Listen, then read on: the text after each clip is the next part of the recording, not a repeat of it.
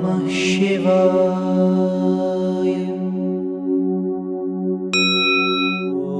Om Namah Shivaya. Hari Om. Avyagraha. Vyagra means to get disturbed, to get agitated, to be restless, to be tensed. And in the world, we find that when something evil happens, or something bad happens, or someone doesn't do what they are supposed to do, or they harm us, or they insult us, we get very disturbed. The Lord is the one who remains undisturbed, unaffected in any situation, even when he has to punish anyone, like when he had to punish Daksha or Andhakasura.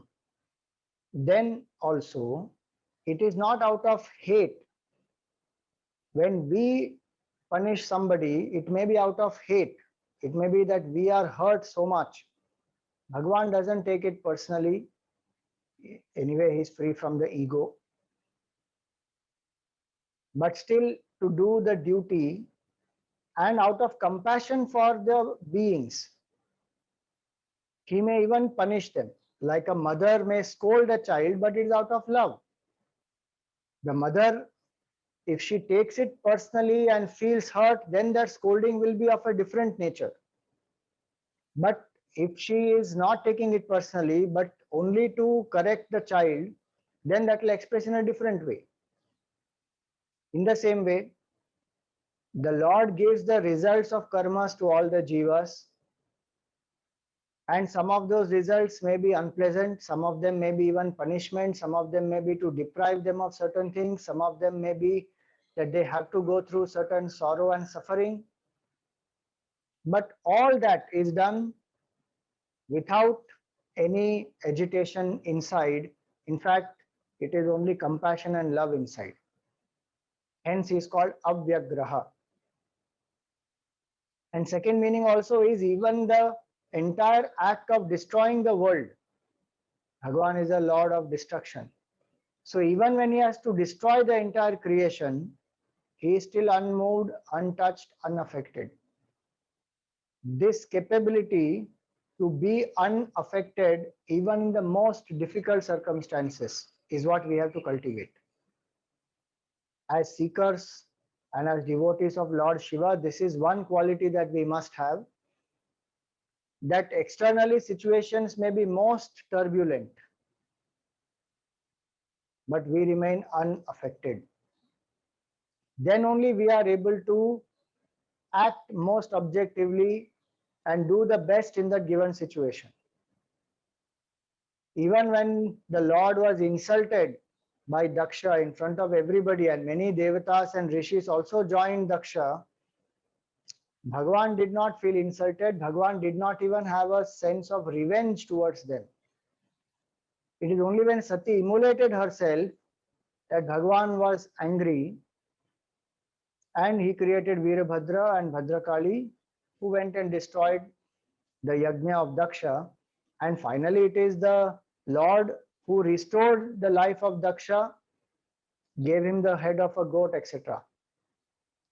So it was only to correct Daksha. Bhagavan did not feel anything personal. He did not react and get upset and angry. That capability we must cultivate. Pujya Gurudev Swami Chinmayanand used to say that a successful person is one who builds a firm foundation with the bricks that others throw at him. So how to remain unaffected? How to remain equanimous? Even in the most difficult circumstances, most provocative circumstances, first and foremost, we must be very clear about our motives, our intentions, and about who we are truly.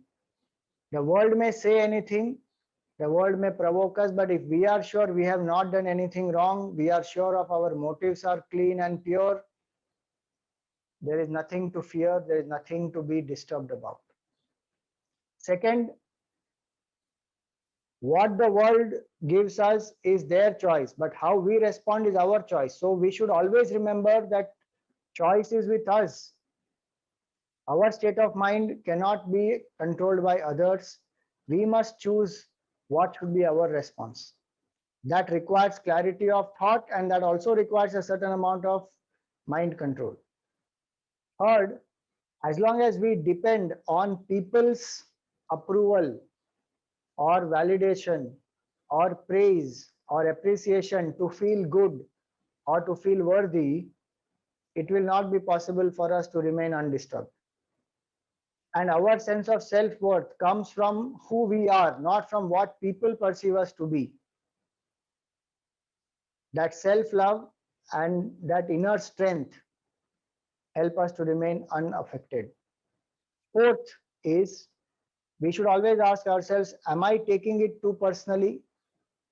Even a valid criticism can be taken objectively so that we can improve. When we take things personally, we don't improve. We feel hurt, we react more. In fact, we fall lower. And sometimes we even prove the opposite person right by our reactions. So we should always ask, am I taking it personally? How is it that I can take it objectively? And what are the things that I should learn?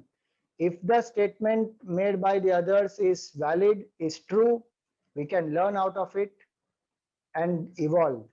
If it is false, we should learn to let go. Just ignore it. We cannot control people's thoughts. They can think anything, that is their choice. So, not to take things personally is the fourth method. And the fifth is, we should drop the desire that people should look at us only in a certain way. Many times we want to control the perception of people about us. What they think about us should be what we want them to think about us. That desire we should drop.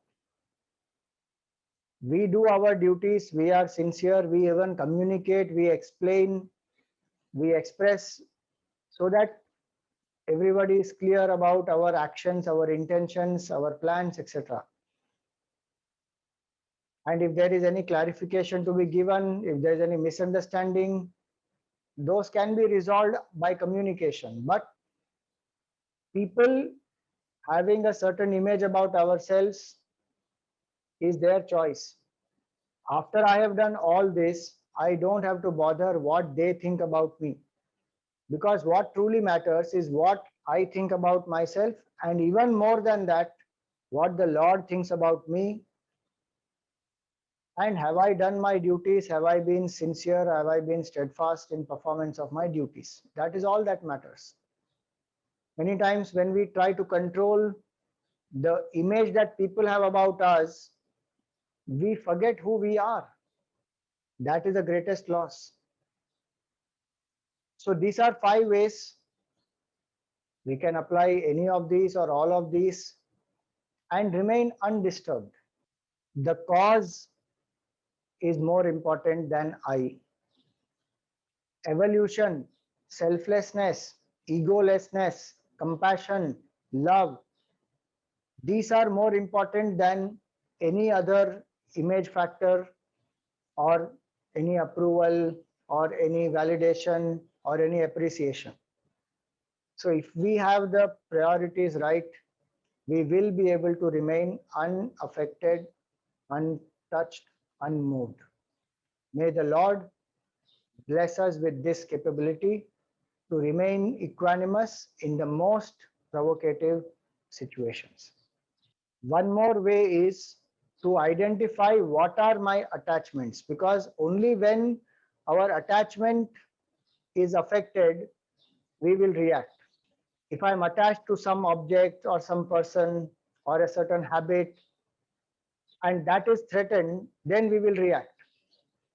So finding out what are my attachments and help and taking steps to overcome them is the method to make our mind strong, and that would help us to remain unaffected.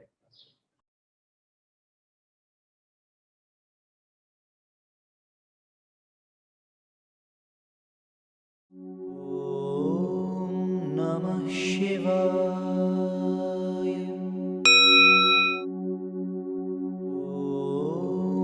Namah Shivaya.